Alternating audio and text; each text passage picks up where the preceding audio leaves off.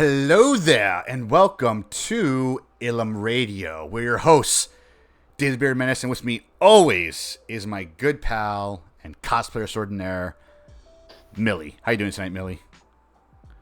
Doing all right. Doing all right? So, Yeah.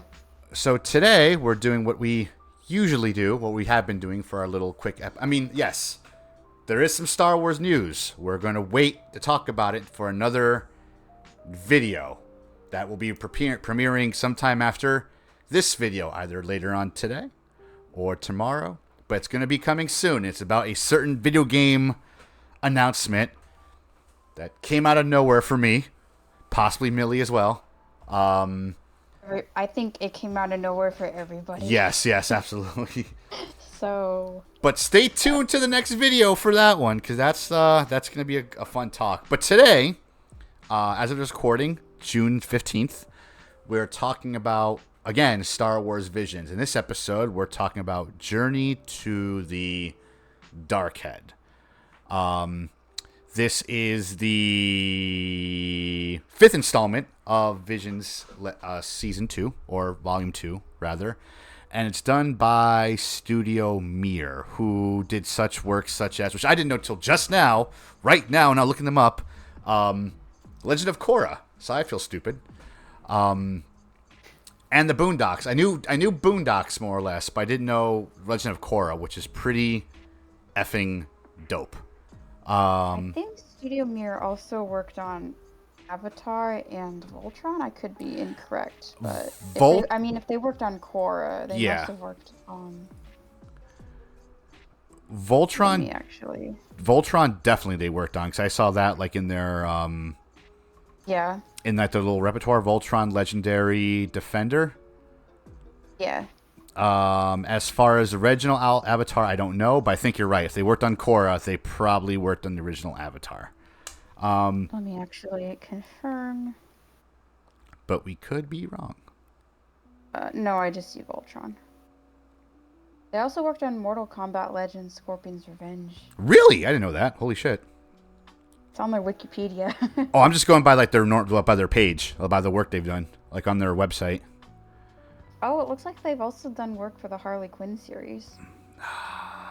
That doesn't surprise me, because that came out last year. Because they do have Batman, Superman's Super Sons, so that does make sense, and that does track. A quick about Studio Mir. Studio Mir was founded based on the lessons of the Space Station Mir, which is probably where they get their name from, which is advancing through collaboration, a place that houses best artists in the animation field and passionate young artists together to achieve oneness through collaboration. It's what Studio Mir stands for. Today, the content industry is evolving rapidly with signs of new paradigms being created in this new media environment to be leading new paradigms, which is yet to be known in the world today. Every talented and passionate artist with a shared vision must come together like the scientists at the Space Station Mir. So that's a little bit about them, which is cool. But yeah, Journey to Darkhead. Definitely the most anime of animes. Anime inspired. Anime inspired. Correct. Anime inspired. Hard to nitpick. But let's go to the plot summary really, really, really quick. I did like this. Again, this is one of those episodes that could easily have taken place in canon. I can actually see people cosplay from this short. Though. Yes, I should have grabbed more of the. I should have grabbed the images, but yes, I totally agree. Like the characters in this look dope, especially the Sith Lord. The Sith looks fucking amazing. When I was watching the second time, however, I noticed something about the Sith costume. Mm-hmm. He's basically wearing regular Sith robes, just like a black obi and tunic and all that stuff. Mm-hmm. It's like the whole mask and cape thing he has over him, which makes him look more badass, you know? But I really like the Sith design in this. And basically, the episode starts with what we assumed, or what I assumed, was a young Jedi girl picking up a rock, saying what she saw. I guess they're mystics, I'm assuming, now that we know, but holding up like a rock that says, she sees an image in it, and she can't, and 3 figures, and she can't tell what those figures are, and that they should like tell the Jedi, give the Jedi their information of what they have. And then it flash forwards a couple years, and we meet our Jedi who like encountered the Sith Lord, and his master got killed, or a bunch of Jedi got killed in front of him. Yeah. And he survived. What were your thoughts on this episode, Millie? It parallels to Anakin's backstory. You mean as this becoming Vader? Yeah. Like if you look at it from a certain point of view, yeah. From a certain point of view. There's a recurring theme of most of the shorts being inspired by Anakin's story. In some way, shape, or form, yes. In some way, shape, or form. I totally agree. Like in last week's episode, I mentioned that it seems like it was inspired by younger Anakin's story, whereas this one's more inspired by maybe like Revenge of the Sith Anakin. I could see that.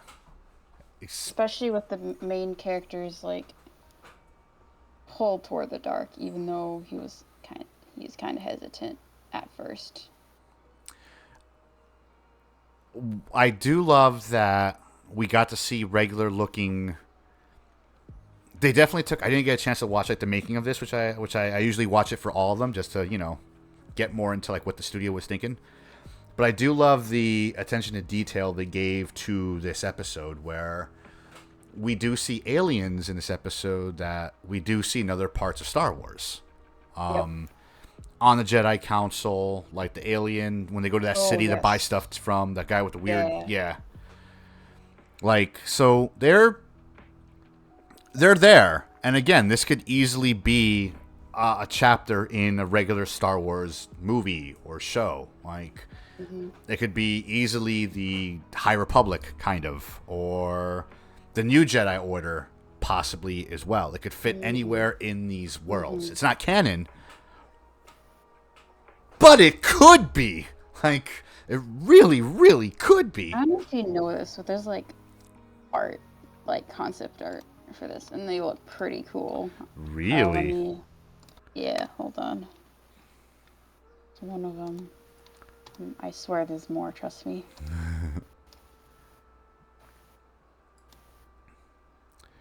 Hang on, Millie's pulling up some cool stuff, as usual.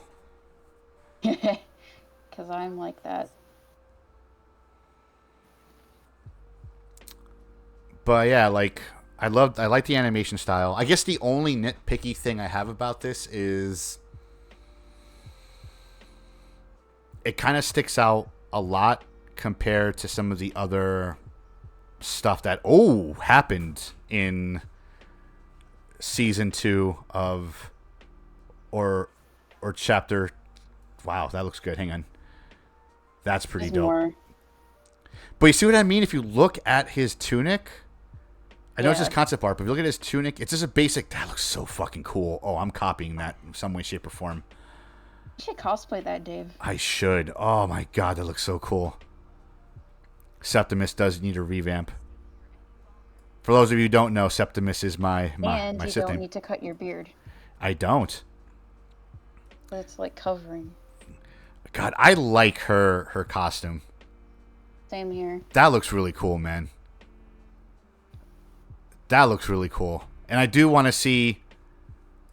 I mean, I'm not saying I'm telling our loyal fans to do this. Whoops, wrong thing. But what I'm saying is I want to see people cosplay as these characters at some point. You know? Like at cons. Or specifically... Sure, it'll happen at Celebration Japan. Oh my god, you're right. Yeah. Absolutely, positively. God, look at that. This is very Studio Ghibli inspired, some of this concept art here, especially this right here. Absolutely. God, look, just the Sith Lord. Oh, that looks good. It's not too dissimilar to what Septimus wears now, I'm just saying. But, oh, man. Yeah. But yeah, the characters look dope. I really like the character design. The Jedi looked really good. The only nitpicky thing I have is it stands out more than the other episodes in this season or this volume because it doesn't really, so far, until we talk about it more, every episode prior had a really big family dynamic. They're all about family, or they're all about sharing their own culture, as it were, from whatever country they are from. And this one really didn't do that. You know what I mean? It's more just, it's dope. Like this, just cool anime-inspired animation, and it's a Star Wars story. I like it. I do like it, but it's just, I feel like the theme in this one would fit better in Volume 1 than it does in Volume 2. What do you think? Sorry, I just found some more pictures, and apparently in the council. Sorry, this is a little off track here, but in like the council, the Jedi Council, there is some unidentified species that hasn't been. Ah. Like Star Wars species that are currently unidentified. Interesting. In the council. Yeah, this one I do remember seeing. But yeah. Alright, so I'm wrong. They do have some stuff that we don't know, but can know creator unclear. Well, what was your question? I feel like this episode in particular fits better in Visions Volume 1 than it does in Visions Volume 2. Because all the Visions Volume 2 stuff has been about family or sharing the culture of where these episodes came from. This one didn't. This was very heavily anime inspired, just like some episodes from Volume 1. You know? So, is that a bad thing? No. It just didn't fit with the... Not that they had a specific theme. I did like this. Oh, yeah, no, absolutely. Like, I didn't say... it's definitely awesome. I love it as well. But it just...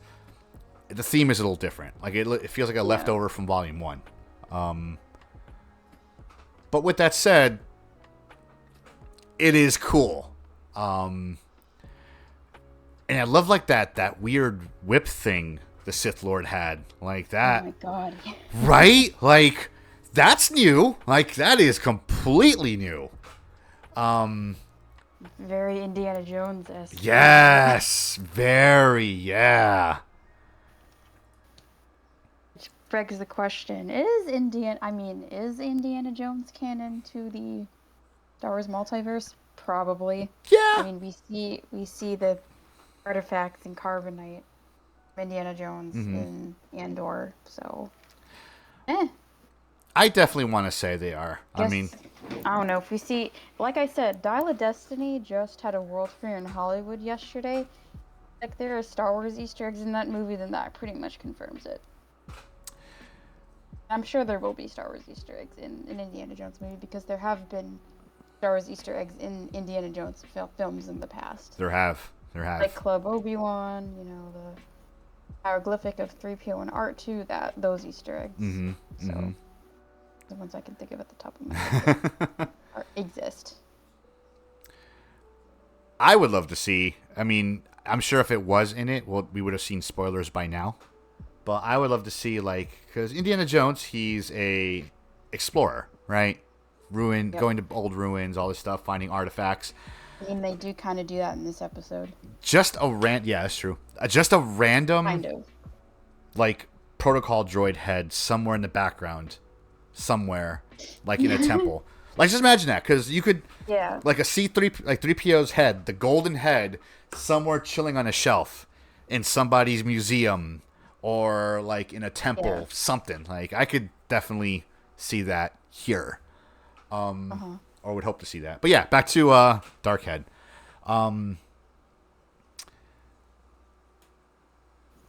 Where this character, I think, differs a lot from Anakin. You're right. It does not. The more I thought about it, the more it does mirror a lot of Anakin's struggle. Is they say something when they're sending him out to the mission, and one of his fellow Jedi is like, "Oh, there's much much anger, much hatred in him. I don't want to send him. I'm scared. Or not, I feel fear sending him. And he's had nightmares, not just that. Yes. And like the other Jedi is like, well, no, that's not anger. It's fear. He's afraid. Same thing with Anakin. The only reason why Anakin did any of his stuff was because he was afraid. Like, he was afraid of losing Padme. So he did what he did to save Padme, even though he didn't save Padme, ended up killing her anyway, inadvertently. Yeah. And he used his anger more or less to fight the Sith Lord, but he kind of like, once he kind of realized why he was there and what was going on with like the heads, it was, it's kind of like that's where he veered from being Anakin. Rather than going full dark side, he's like, no, I have to follow the light because that's the only way I could save people and things and stuff. Does it say on the Wikipedia page what exactly the girl and her mystics were doing? Hang on. I don't remember. The episode opens with rain pouring down over two giant statues on top of two lush mountains on the planet Dolgark. Dolgark. Is that the only place we hear about this? Is that somewhere else? Let me see. Because now I don't know.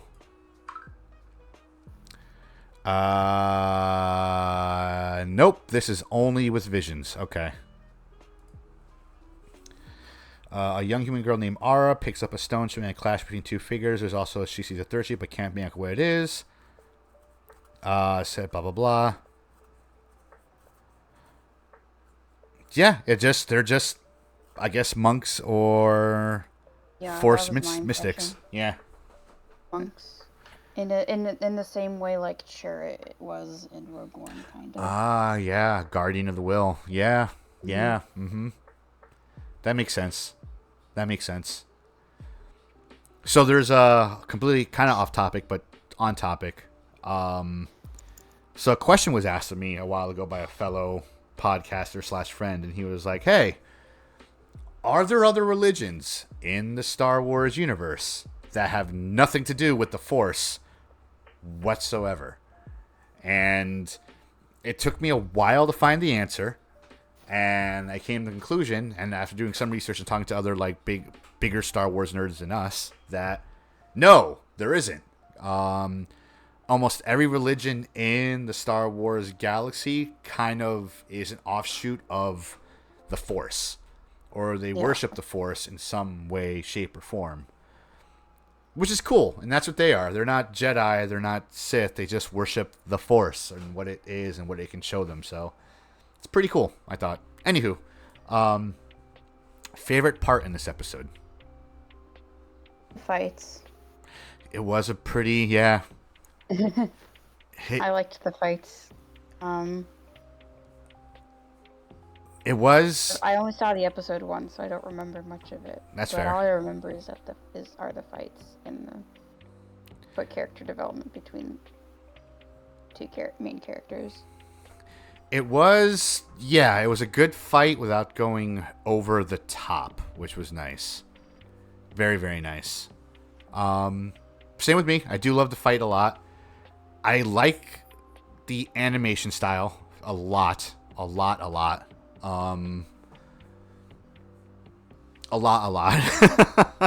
Again, mostly because it looks like Legend of Korra or I'm used to this animation style from like the Boondocks mostly, and I do miss the Boondocks a lot. Well, Legends of Korra is what the studio worked on first. True. That's true. But no, it's a good episode. I liked it a lot. I just feel like it should have probably been more in volume 1 of Visions, but that's just me. I forgot the Sith Lord had a name. What happened? Sith Lord has a name. He does. I forgot he takes off his helmet.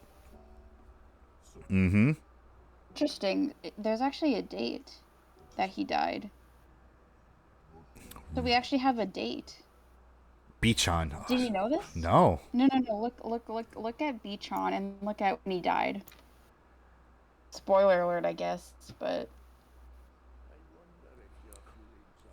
yeah, timeline. 1032 BBY. What? This is way before. This is so they wait. Oh, this is way before. Hold on. So this is like High Republic era. Huh. 1030. This has to be like late High Republic though, because of the costumes. Yeah. Hang on. 2 BBY. Hang on. I hate typing when I'm excited. It's the beginning of the Republic. The Republic is... Hold on. Sith are presumed extinct. The Old Republic is restored into the modern Galactic Republic, beginning of the Republic era. High Republic. So this is like post High Republic. Yeah, High Republic 500 BBY to 10 to 100 BBY, so around there. So this is like wow, holy shit. So this could be canon, possibly. Like canon adjacent. Let me just preface this right now. I don't even think canon adjacent. I think this could actually be canon. Oof. They specified a date, which I don't know where they got that from, unless it was specified in some article that we probably... It kind of does make a lot of sense, though, because like all the council members are like council members we've never seen before. Right. And Yoda's probably not. He is around, but we don't see him. Just the of Journey to the Dark Head, including Bichan, the Sith Lord's death on Golgaric, take place before the defeat of the Sith, which the Star Wars book places 1,032 years before Star Wars A New Hope, which corresponds to 1032 BBY, according to Star Wars Galactic Atlas. That is the notes and reference. No shit. So this is actually... This and the previous episode are like confirmed, like set dates. They are. Because the previous one took place during the New Republic. That's true. Because Wedge was like in it. Yeah. Yeah, in the New Republic sigil thingy. And this one is like, that's super interesting. Maybe that's why I like those two a lot, because it actually has a set, like, date. Set timeline. Place in the timeline, I should say. This is some interesting analysis here. Huh. That I just found out. So that means I possibly could make this guy a face character for our own Saber Guild purposes. Yes, you should. Oh, I gotta get more. Yeah, I'm looking at... Yeah, that's a basic effing costume with, like... It's just a basic, like tunic, tabard, stuff with a nice, dope-looking cape. Like, I can do stuff with this. Ooh, I can do a lot of stuff with this. Huh. Yeah, so this is possibly... Hold on, I want to see if Screech... I want to see if Screech's Reach has a set thing. I highly doubt it, although... I can see the character's death to see if it's... I really pay attention to these things if characters die. Let's see here. Screecher's Reach. Sith Mother. Hold on, Sith Mother.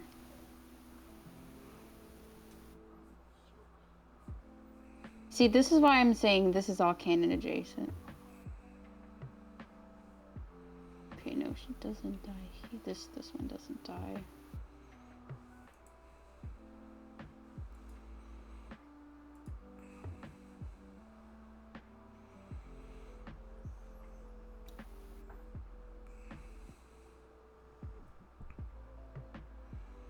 Yeah, it doesn't say nothing yet that I can see.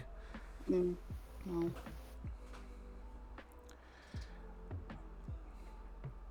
Stupid Vision sending us down like these rabbit holes. So this episode and I Am Your Mother are like canon adjacent. Like, with actual dates. Probably the closest. Yeah. I mean, do keep in mind that with the Lego Star Wars stuff, we got a preview of what the sequel, the new trilogy or the new Rey movie is going to be about. Because there they did mention her going out, starting a new Jedi temple and doing Jedi training. Exactly. And that, again, that was canon adjacent. So there's no reason why this... It has to be involved. That's true. Oh, they set that up in the Lego specials somehow. So there's no reason why this isn't. Rise of Skywalker also. That's also true. So yeah, there's no reason why this isn't the same type of canon adjacent stuff. I'm just saying, like, I think, yeah. God, good to know. I love that they actually set a date and not let us speculate when this takes place. I mean, I've assumed it was way before the original trilogy because of the council, Yeah. The costumes. 1032 Yeah, our BBY. suspicions are... I'm glad this is confirmed that that's the case. Mm-hmm. Jedi have abandoned you. They knew I was searching for you, and yet they sent you here alone. You came all the way to this statue of prophecy. How pointless. But how I find that they are connected, not unlike us. Come, give yourself over to the dark side. Enjoy it. Jesus, that's a fucking line. Bishan to Towel. I do like the revelation at the end of this. It's very, very Jedi-like or Force-like, where... So, Ara, the girl we see at the beginning, she's going specifically to destroy the Dark Head, thinking that will like somehow shift the balance with the war with the Sith. And then when she starts to try to destroy it, and she gets like all the bombs lined up on the neck, it suddenly starts to switch from being dark side to light side, and the other head does the same thing until they're balanced again. And that's when Towel, our Padawan, I guess, realizes, like, this all like dark side and light side just comes in waves, and some waves do bring destruction, but other waves do bring light, basically. It even says, like, here, also, like, here, like,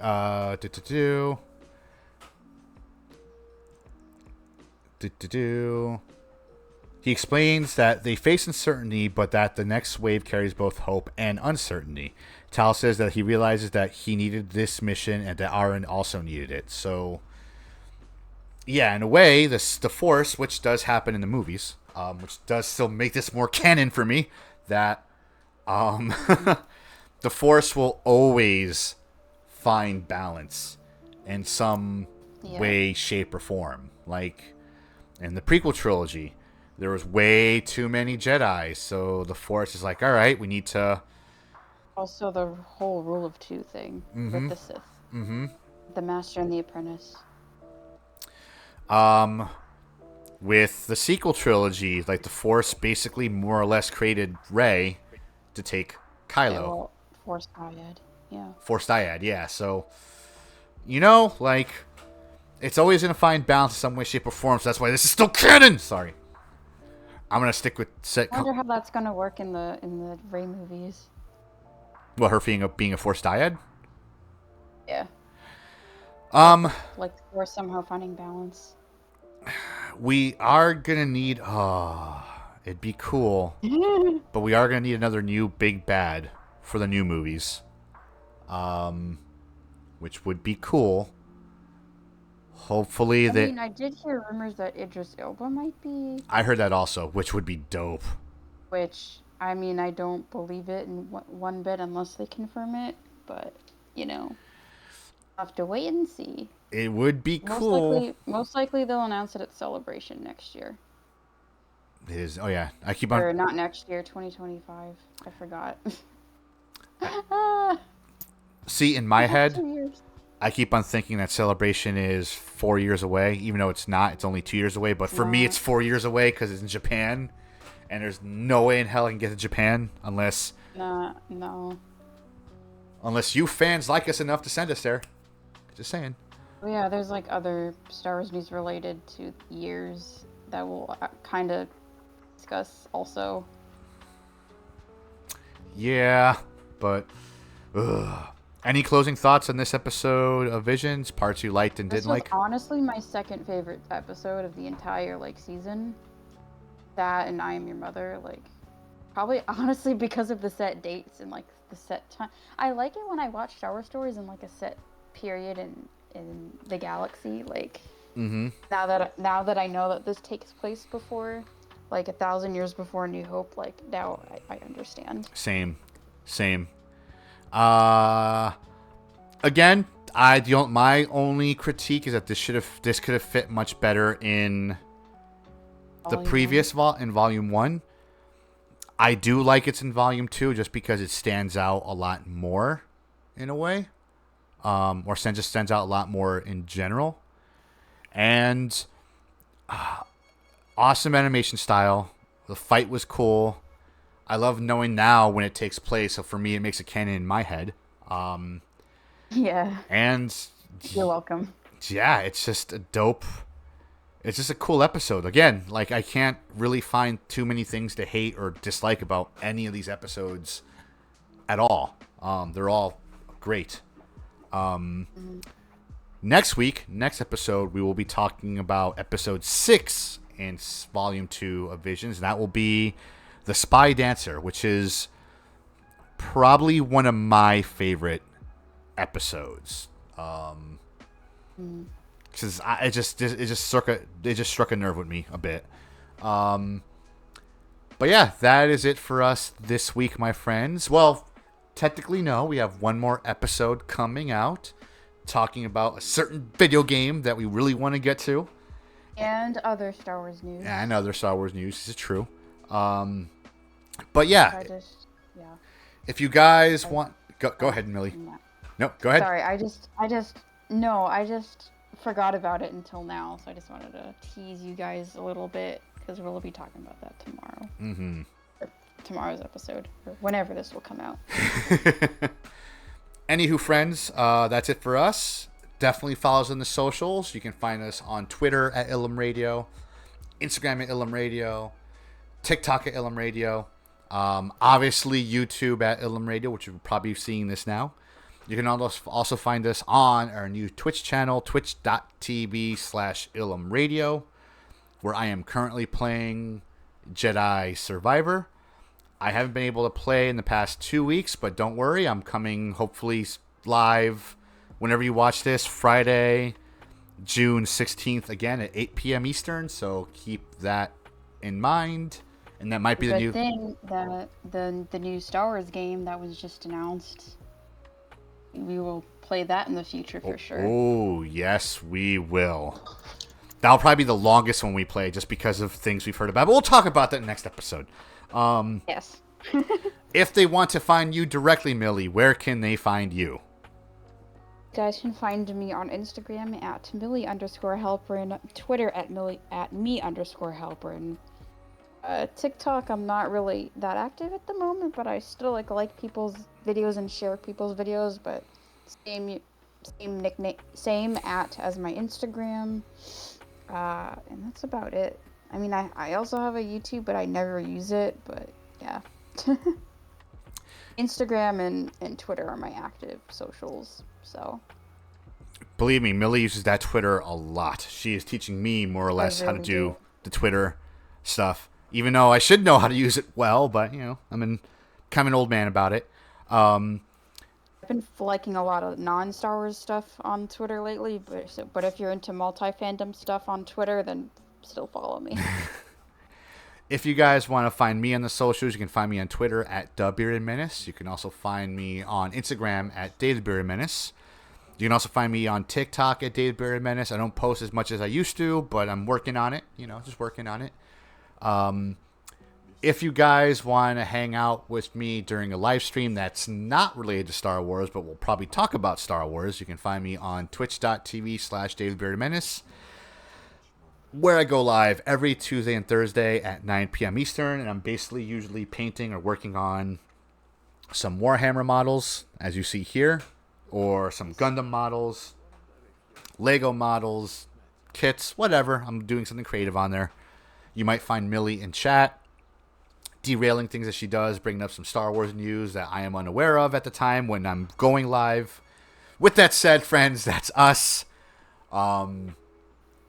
Definitely leave a comment below, like, subscribe, follow, share us on all the things. Make sure you do all that stuff. Anyway, friends, that's it for us. Until next time, as always, be easy, stay frosty, and may the Force be with you. Peace.